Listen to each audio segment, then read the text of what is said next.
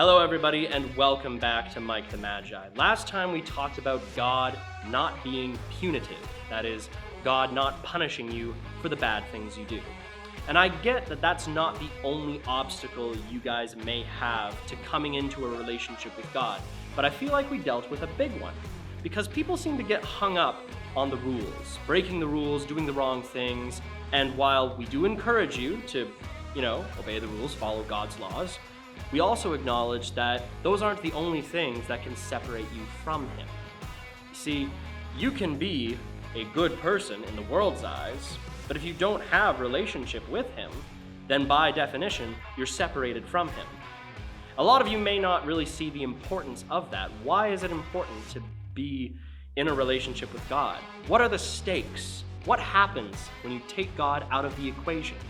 That's what we're going to talk about today. The things you need to accept if you take God out of the equation. Atheism isn't just a disbelief in God or a denial of the divine. It's a very complex system of beliefs.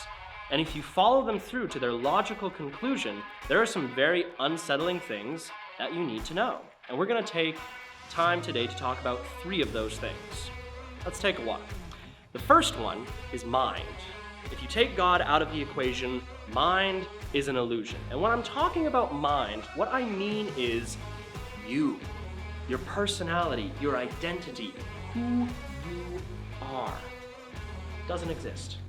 Does not exist. Because in a world where you take the soul out of it, you take the spiritual aspect out of it, and it's just physics and biology, that's all you are. Physics and biology. You don't feel anything. It's just neurons firing in your brain. Love, happiness, sadness, they don't exist. It's an illusion that we conjure. You don't have a body, you are a body. And I don't know about you, but I want to be treated better than biology. I know there's a me in here somewhere. And it's not just you. Your friends, your family, kids, husband, wife, boyfriend, girlfriend, anybody you love, care about, just biology. Try treating them like that for a day, for an hour. I can't for 10 minutes because I can't look at a person without seeing something more than just meat and bones. Number 2, free will.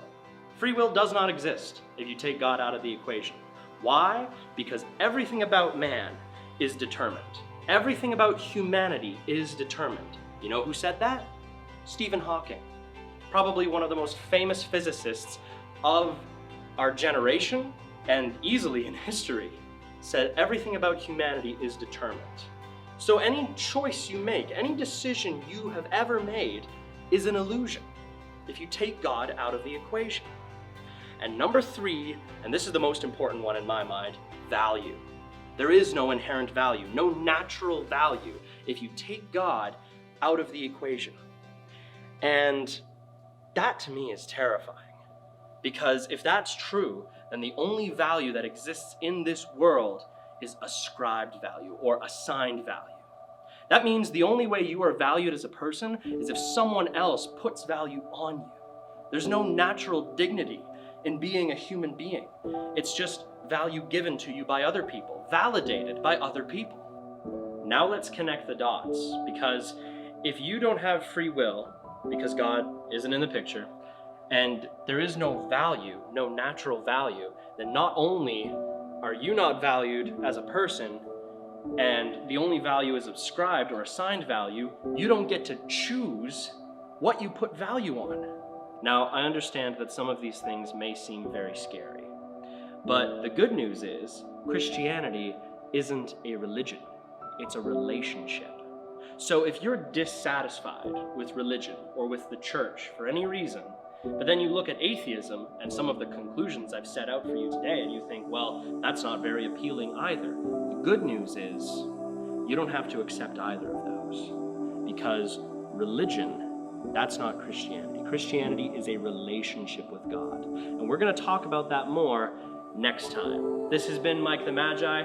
Thank you for tuning in. We'll see you next time.